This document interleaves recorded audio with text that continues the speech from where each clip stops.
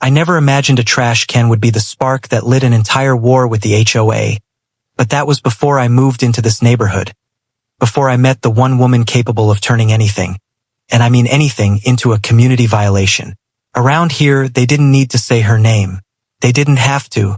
Everyone knew her as HOA Karen, the self-appointed deputy of rules, the walking clipboard no one invited, and somehow the person who made every street event awkward just by showing up. My run-in with her started on a quiet Monday morning. The sun was barely up, birds were in mid-tweet, and there she was, standing in front of my driveway like she was inspecting a crime scene. I had lived here a grand total of 6 days. 6. And already, she looked like she had a report drafted about me in her pocket. I didn't think much of it until I heard the hollow thud. Plastic hitting pavement. A dull, echoing slap across the neighborhood. My trash can, lying in the street. At first, I assumed raccoons, wind, anything normal. But normal didn't exist within a 50-foot radius of this woman. She speed-walked away with that familiar stiff Karen posture. Arms tight, chin high, steps fast. Exactly the posture of someone who knew what they did and wanted to avoid being confronted about it. I sighed, picked the can up, brushed off dirt, and rolled it back into place. The next morning, it happened again. And the next. And the next. Every single day like clockwork. I'd wake up, step outside, find my trash can toppled like it had been pushed out of spite. Because it had been.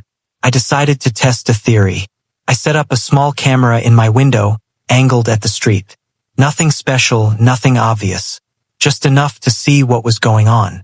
Sure enough, 6:47 a.m. on the dot. There she came, wearing the same power stride and HOA sweatshirt like she was on duty. She slowed down, glanced left, glanced right, then shoved my trash can with the force of someone flipping a car in a superhero movie. Then she smiled. Smiled. That was it. That was the moment she turned this into something else. I went to the HOA office later that day, armed with proof, fully expecting them to take action. Surely there had to be someone sane in this organization. Someone reasonable. Someone who would look at the footage and say, yeah, that's not okay. But when I walked in, 3 board members, middle-aged, tired, clearly allergic to responsibility, barely glanced at the screen. One of them leaned back and said, well, technically, your trash can is placed 2 inches over the allowed perimeter. She's enforcing guidelines. 2 inches. 2 inches was apparently enough for them to justify my neighbor assaulting my trash can like it owed her money. I tried explaining she was causing the problem, not solving it, but they cut me off with the HOA classic. Per section 14C, subsection A, your receptacle placement must not exceed curb limits. I realized the HOA wasn't going to help. Not because they couldn't, but because they were afraid of her. She'd been a nightmare for years. She memorized the rule book. She emailed them daily. She'd probably audited the neighborhood shrubs at some point. Fine. If they weren't going to stop her, I would. The next morning, I moved the trash can a full foot behind the curb. Perfectly legal. Completely within the lines. And I watched from inside, waiting. Like a crow who sensed trash cans in the air, she appeared again. Same time, same grim determination. She marched up to it, paused, glaring at it like it had personally insulted her. And then she reached toward it, but this time she hesitated. Good. She knew she had no excuse. But Karen wasn't Karen unless she made a problem out of nothing. She paced. She circled. She squinted like she was decoding ancient runes. And then, as if blessed by the spirit of pettiness, she stuck her foot out and nudged it. A light push, just enough to make it wobble, as if she wanted plausible deniability. The can tipped, barely, but enough to land on its side. She smirked and strutted away like she had just saved the neighborhood from garbage-based chaos. I could have confronted her, could have yelled.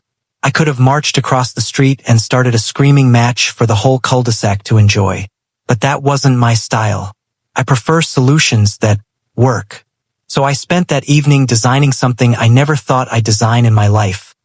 A trash can specifically calibrated for one person. A trash can with purpose. A trash can engineered with the exact level of poetic justice required to finally end this nonsense. Electricity crossed my mind, But I'm not trying to get arrested. Cameras? Too bland. Glitter bombs? Tempting, but not strategic. No, I needed something she couldn't argue with. Something that didn't hurt her, didn't violate any rule, but made her think twice before touching anything of mine ever again. Then it hit me. If she wanted to knock it over so badly, I'd make one that didn't fall over. More importantly, one that sent her flying instead. That night, I built a custom pneumatic base. Something subtle, hidden, triggered only by excessive force. Not dangerous, not harmful, just reactive. If someone kicked or shoved it hard enough, the base would firmly push back. Not violently, just enough to make the shover lose balance. Perfectly safe, perfectly legal, perfectly poetic. By the time I finished installing everything, it didn't look special. Just an ordinary trash can. Sitting there, innocent, waiting for her, and she didn't disappoint. The next morning, she arrived right on schedule, clip-clopping up the street like she had been summoned by a whisper of trash can rebellion. She looked at it with that same cold stare. She reached for it. She shoved it, and the trash can shoved back. She stumbled, arms flailing, eyes wide. She swung backward, landing square on her backside in the middle of the road. Her scream echoed across the neighborhood like a wounded banshee. She scrambled up, furious, brushing off imaginary dirt. She pointed at the trash can like she was accusing it of treason. And then she ran back home, limping, humiliated, and stunned. I thought that moment would be the end. But Karen? No, Karen doesn't lose. Karen reloads. And I had no idea what she was planning next, until I found her standing on my driveway the very next morning. Clipboard in hand, rage in her eyes, and backup behind her. 3 HOA board members. This wasn't over. This was about to become a war. I woke up the next morning thinking maybe, just maybe, she would finally leave me alone. But when I stepped outside, I froze. There she was, HOA Karen, standing on my driveway at 7:02 a.m., a time most people reserve for sleeping, drinking coffee, or minding their own business. But not her, never her, and she wasn't alone. Behind her stood 3 HOA board members, all looking like they'd been dragged out of bed and threatened with a lawsuit if they didn't show up. Each one held a clipboard. Each one avoided eye contact. Each one wore the expression of someone who regretted every life choice that led them here. Karen pointed at my trash can like she was calling out a criminal in a lineup. Her voice carried across the neighborhood, shrill enough to make dogs bark 2 blocks away. "This is a safety hazard," she announced to her unwilling entourage. "A dangerous, illegal contraption designed to harm residents." Design? Illegal? Harm? The board members glanced at each other, their eyes silently saying, "Please not today." One stepped forward with the emotional enthusiasm of a wet sponge and said, "Well, we received a complaint. Several, actually. From who? Obviously her." I calmly lifted the trash can, turned it around, showed them every angle. Nothing modified, nothing visible, just a normal can, not a single wire, button, or switch. One board member scratched his head. "It looks like a trash can." But Karen wasn't having it. She stomped forward, heel clicking aggressively. It attacked me. I was bruised. My dignity was bruised. The board members didn't write that down. No surprise. I explained, gently, politely, the way you talk to someone balancing on the edge of a meltdown. "You've been tipping over my trash can every day. I just secured it to prevent that." One board member nodded slowly, relieved someone was being reasonable. Another whispered, "Makes sense." But Karen wasn't done. She stormed up to the trash can again, ready to demonstrate her attack. She grabbed it with both hands and yanked. Hard. The base resisted. She lost her balance, again, and bumped backward into one of the board members, who staggered into a rose bush. The man yelped. Karen shrieked. The neighborhood curtains fluttered as people watched from their windows. And then she snapped. She pointed at me, finger trembling with fury. "I'm filing a full HOA sanction. You'll be fined. You'll be cited. And I'll make sure your little contraption is removed permanently." Then she stormed off, dragging the humiliated board with her. For the next week, she went silent. Too silent. She wasn't just plotting. She was building a case.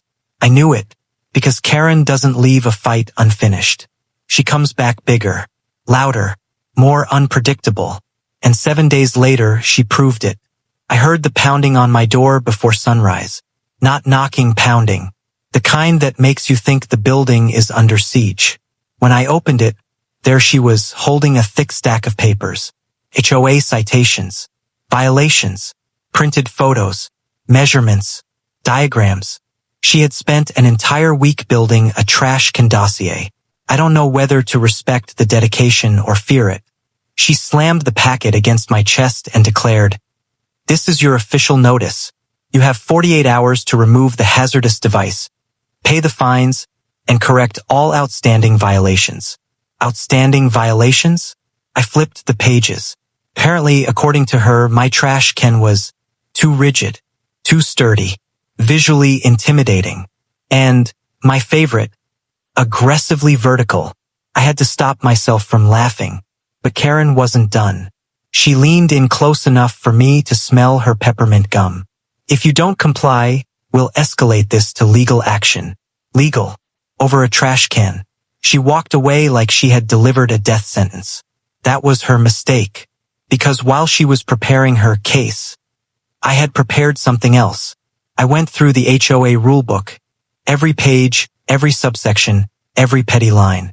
I found every rule she had ignored, every requirement she had violated, every restriction she broke while harassing everyone else. Garden beds, holiday lights, garden gnomes, fence height, ornamental structures, even her mailbox color, all violations. And I documented everything. By the time I was done, I had built a file thicker than the one she dropped on my doorstep. The next HOA meeting was open to residents, and Karen walked in confident, clipboard in hand, ready to destroy me publicly. But when the board asked if anyone wanted to speak, I stood first. I walked to the front, put down my file, and opened the folder, her face drained. I calmly presented every violation she had committed, every time-stamped photo, every measurement, every rule she had ignored for years while harassing the neighborhood. The board was stunned. Karen sputtered, trying to interrupt, but they shut her down. For the first time in HOA history, the board was actually interested in the truth. And the truth wasn't on her side. The board chair cleared his throat. "Karen, you have violated more regulations than any other resident on record." The room gasped. I didn't smile. I didn't gloat. I just waited. The chair continued. "We're placing you on probation. Effective immediately, you are no longer permitted to file complaints on behalf of the HOA." Her eyes widened in horror. "You've lost your reporting privileges." The room erupted. People clapped. Someone whispered, "Finally." Karen stood up, shook with fury, and stormed out, her reign officially over. As for my trash can, perfectly legal, perfectly safe, and still standing exactly where it belonged. She never touched it again. Because the truth is simple. If you spend your life tipping over other people's stuff, eventually something is going to tip you back.